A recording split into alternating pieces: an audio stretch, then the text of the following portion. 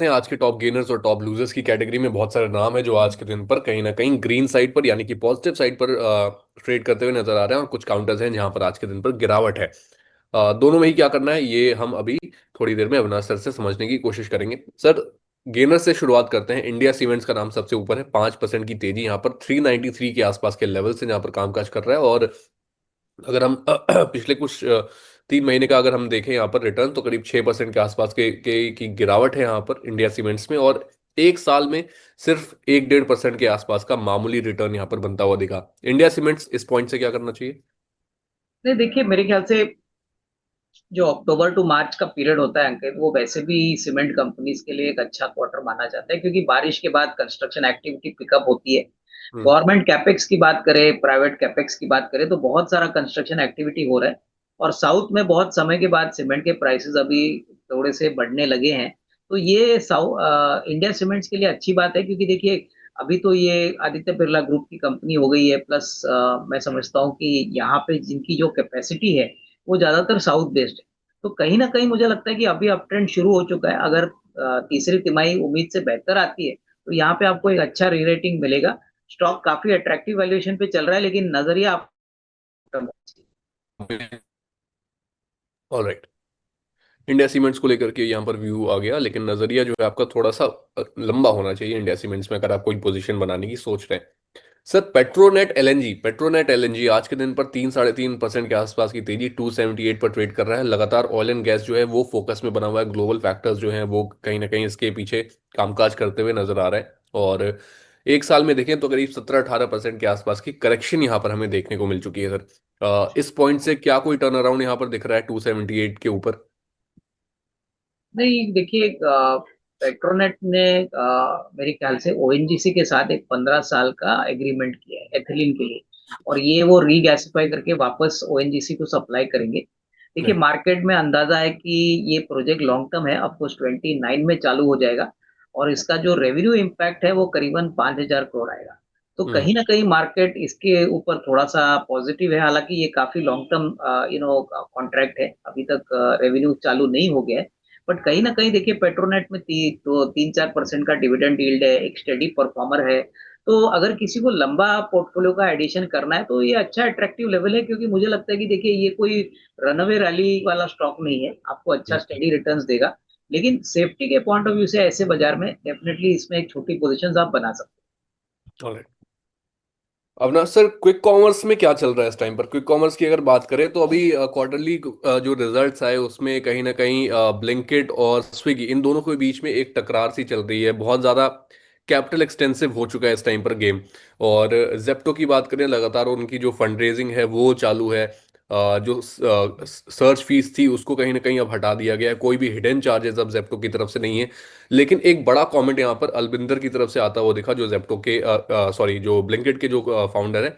उन्होंने कहा कि अब इस टाइम पर क्विक कॉमर्स इतना हीटअप हो चुका है कि अब आपको प्रॉफिटेबिलिटी की तरफ बढ़ना पड़ेगा। अब आप सिर्फ और सिर्फ अगले कैपिटल रेस करने पर फोकस नहीं कर सकते। अब आपको अपने बिजनेस की सस्टेनेबिलिटी को भी दिखाना पड़ेगा।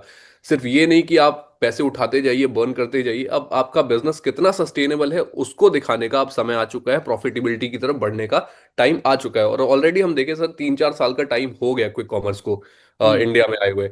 और जितने भी कुछ नए प्लेयर्स आए, कुछ का चला, कुछ वापस कुछ ने अपने बिजनेसेस ऑपरेशन बंद कर दिए। इस टाइम पर 3 मेजर प्लेयर्स हैं, 2 लिस्टेड है, एक प्राइवेट। किस तरीके से देख रहे हैं सर यहाँ पर क्विक कॉमर्स क्या फूड डिलीवरी को कहीं ना कहीं आउटपेस करता हुआ दिख रहा है?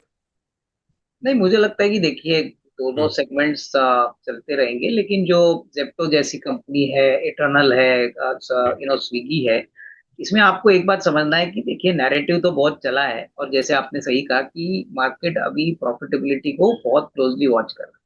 तो हम्म। अगले साल, 1.5 साल, 2 साल में अगर कोई कंपनी प्रॉफिटेबिलिटी अच्छी दिखाती है तो ही वापस आपको रीरेटिंग देखने को मिलेगी। अदरवाइज ये धंधा, देखिए अगर ऑपरेटिंग लेवल पे आप पैसा बनाते नहीं हो, नेट लॉस होता है, ये कैश बर्न करते हैं, तो मेरे ख्याल से ये एक लेवल तक कंटिन्यू होगा, उसके बाद नहीं होगा। तो आपने सही कहा कि जो फूड डिलीवरी वाली कंपनियां हैं, इसमें मार्केट अपॉर्चुनिटी तो बहुत बड़ी है, लेकिन इनको अपने खर्चे पे थोड़ा कंट्रोल करना है, अपने मार्जिन प्रिजर्व करना है, अपनी प्रॉफिटेबिलिटी पे फोकस करना है। तो ये मेरे ख्याल से जो निवेशक अभी ये शेयर खरीद रहे हैं, ये अगले साल 1.5 साल में अगर ये कंपनीज परफॉर्म करती है प्रॉफिटेबिलिटी के रोड मैप पे, तो ही इनका रेटिंग होगा। अदरवाइज अंकित, मुझे नहीं लगता है कि कोई बड़ी अपॉर्चुनिटी आपको रिस्क रिवॉर्ड के पॉइंट ऑफ व्यू से मिलेगी, क्योंकि नैरेटिव बहुत चला है। अभी market is awaiting basically financial data points, जो इस बात को प्रूव करता है कि ये बिजनेसेस प्रॉफिटेबल भी हो सकते हैं। बिल्कुल सर, प्रॉफिटेबिलिटी प्रूफ करना अब बहुत ज़्यादा इंपॉर्टेंट है। लिस्टेड भी हो गए हैं आप, सारी चीज़ें हो गई। जो आपने पिछले 5 सालों में 6 सालों में जो स्टोरी सुनाई, जो कहानी सुनाई, उसको हम सब ने सुना, आपकी ग्रोथ स्टोरी पर बिलीव भी किया।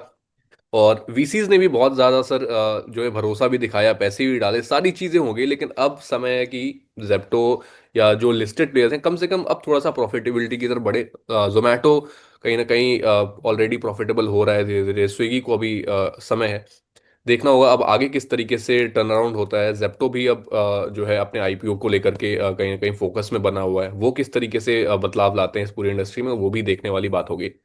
कई सारे व्यूअर्स हैं जो देख रहे हैं इस टाइम पर, आपसे रिक्वेस्ट करेंगे अगर आपका कोई सवाल है आपके पोर्टफोलियो को लेकर के किसी स्टॉक में, अगर आपको कोई डाउट है, कोई कंफ्यूजन है, आप प्लीज़ कमेंट बॉक्स में ड्रॉप करें। हम वहां से आपके सवाल लेंगे और आपको एक सही सटीक और एक्सपर्ट एडवाइस दिलाने में पूरी मदद करेंगे। सर ऑटो सेल्स के नंबर आए, ऑटो सेल्स के नंबर बहुत बेहतरीन देखने को मिले। अगर हम टू व्हीलर सेगमेंट की बात करें, वहां पर हीरो मोटोकॉर्प ने बहुत ही शानदार नंबर देखा है। उनके एक्सपोर्ट में बहुत अच्छी बढ़त हुई, टू व्हीलर सेगमेंट में, स्कूटर सेगमेंट में बहुत अच्छी बढ़त देखने को मिली। मारुति सुजुकी की बात करें, कल के दिन पर उन्होंने अपना जो है ईवी सेगमेंट में वो एंटर करते हुए नजर आए। और लेट आए बट सर एंट्री बहुत ही बेहतरीन हुई। हर 5 से 10 किलोमीटर पर चार्जिंग स्टेशन की बात कही गई। और जिस तरीके से पूरा एक ईवी का जो इकोसिस्टम मारुति ने तैयार किया है, कहीं ना कहीं टाटा को थोड़ा सा इसका कह सकते हैं सर कि इफेक्ट देखने को मिला, क्योंकि टाटा सबसे पहले टाटा ने शुरुआत करी थी ईवी में। और जिस तरीके से अब मारुति ने ईवी में एंट्री की है और इस पूरा इकोसिस्टम, इतना बेहतरीन इकोसिस्टम उन्होंने पेश किया। मारुति सुजुकी कैसा लगता है सर अब यहाँ से, इस पॉइंट से? नहीं देखिए, मारुति सुजुकी में डेफिनेटली ग्रोथ पोटेंशियल तो काफी बड़ा है, क्योंकि देखिए इंडिया में अभी भी पैसेंजर कार का पॉपुलेशन बहुत कम है अगर हम चाइना से कंपेयर करें। और हम्म। दूसरी बात, इंडिया में जिस प्रकार से अभी जीएसटी के कट्स हो गए हैं, मेरे ख्याल से जो अफोर्डेबिलिटी है वो और बड़ी है, और यहाँ पे इंडिया में मार्केट भी काफी बड़ा है। तो उस पॉइंट ऑफ व्यू से मारुति को डेफिनेटली रनवे काफी बड़ा है। बट अगर आप रिस्क रिवॉर्ड की बात करें, तो अंकित मुझे लगता है कि देखिए मारुति जैसा शेयर एक कंपाउंडर वाला स्टॉक है।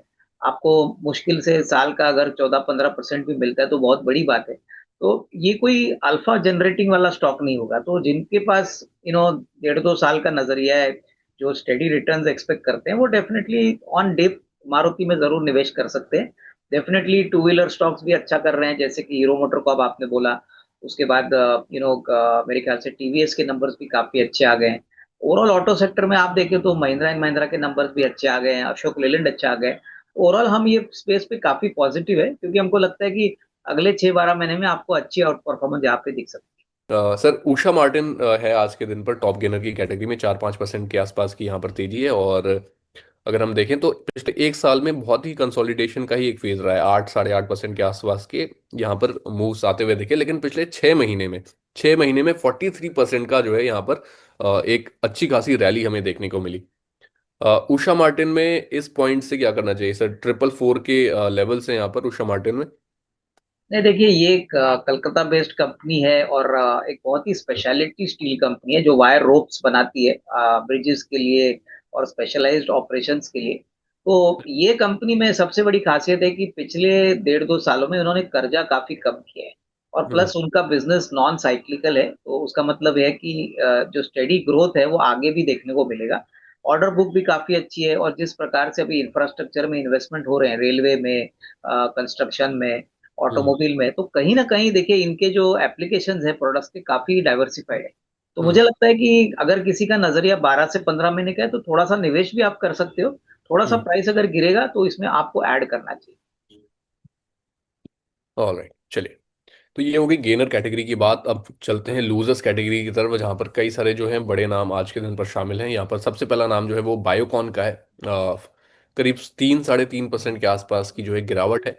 395 पर ट्रेड कर रहा है। और लगातार अगर हम देखें सर, एक साल में बहुत ही कम रिटर्न, 4-4.5% का रिटर्न बना है सर। बायोकॉन में कैसा लग रहा है सर यहाँ से, और क्या करना चाहिए? देखिए, बायोकॉन में गिरने का एक कारण ये है कि कंपनी के मैनेजमेंट ने कहा है कि वो अपने पार्टनर से बायोलॉजिक्स का, बायोकॉन बायोलॉजिक का इक्विटी शेयर वो खरीदना चाहते हैं। देखिए, ये बात तो अच्छी है, लेकिन अभी कंपनी का जो कैश फ्लो पोजीशन है, इसमें एक बात तो क्लियर है कि अगर उनको ये इक्विटी स्टेक खरीदना है, तो उनको फंडिंग कहाँ से मिलेगी? तो मार्केट अभी अनुमान लगा रहा है कि आइदर वो इक्विटी इशू करे या आइदर वो कर्जा ले। तो ये बात से मार्केट थोड़ा सा डिसअपॉइंटेड है, क्योंकि अगर इक्विटी ऑफरिंग आता है इस लेवल पे, तो डाइल्यूशन और हो जाएगी। कर्जा आता है तो ऑब्वियसली थोड़ा सा मार्जिन कम होगा, क्योंकि इंटरेस्ट कॉस्ट बढ़ेगा। तो कहीं ना कहीं इस कारण से स्टॉक थोड़ा सा गिरावट में। तो मेरे ख्याल से थोड़ा सा क्लियरिटी आने दीजिए कि मैनेजमेंट किस प्रकार से फंड रेजिंग करेगा इस इन्वेस्टमेंट को खरीदने के लिए। उसके बाद स्टॉक में थोड़ी सी स्टेबिलिटी आने की पॉसिबिलिटी रहेगी। चलिए, तो थोड़ा सा इंतजार करना होगा आपको यहाँ पर। उसके बाद बायोकॉन में अभी जब तक स्टेबल नहीं हो जाता तब तक के लिए आप थोड़ा इंतजार करिए, दोबारा इस पर हम बातचीत करेंगे। सर, अगला जो काउंटर है वो है एबीबी पावर का। एबीबी पावर में देखें तो आज के दिन पर 2-2.5% के आसपास की यहाँ पर गिरावट देखने को मिल रही है। 21,315 ये लेवल से करंट।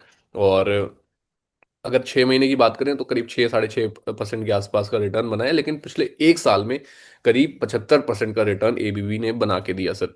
21,000 के लेवल से सर, यहाँ से क्या इस पॉइंट पे रिटेलर्स तो वैसे कम ही है सर इस स्टॉक में, लेकिन करना क्या चाहिए सर यहाँ से? नहीं, देखिए, जिनके पास ये स्टॉक है अंकित, उनको तो होल्ड करना चाहिए। एमएनसी कंपनी है, पावर के स्पेस में तो बहुत ग्रोथ है, लेकिन जिस प्राइस पे ये चल रहा है, हम्म। जैसे आपने भी कहा कि एक साल में 75% चला है, तो मेरे ख्याल से देखिए ये भी एक कंपाउंडर वाला स्टॉक रहेगा। यहाँ पे रिटेल निवेशक बहुत मुश्किल से आएंगे, क्योंकि कॉस्ट काफी ऊपरी लेवल का है। और जो हम्म। इंस्टीट्यूशनल होल्डर है, वो भी अपने पोर्टफोलियोज में इसको एक लॉन्ग टर्म बेट के पॉइंट ऑफ व्यू से होल्ड करेंगे। हम्म। आपका नजरिया अगर 12-13% है साल का, तो इसमें डेफिनेटली एक रिस्क रिवॉर्ड बन सकता है। लेकिन हम्म। कोई रनअवे रैली पॉसिबल नहीं है, क्योंकि जैसे आपने कहा कि एक लेवल का आउट परफॉर्मेंस ऑलरेडी हो चुका है। तो यहाँ पे स्ट्रक्चरली हम पॉजिटिव है, बट मेरे हम्म। ख्याल से फ्रेश बाइंग की गुंजाइश नहीं है।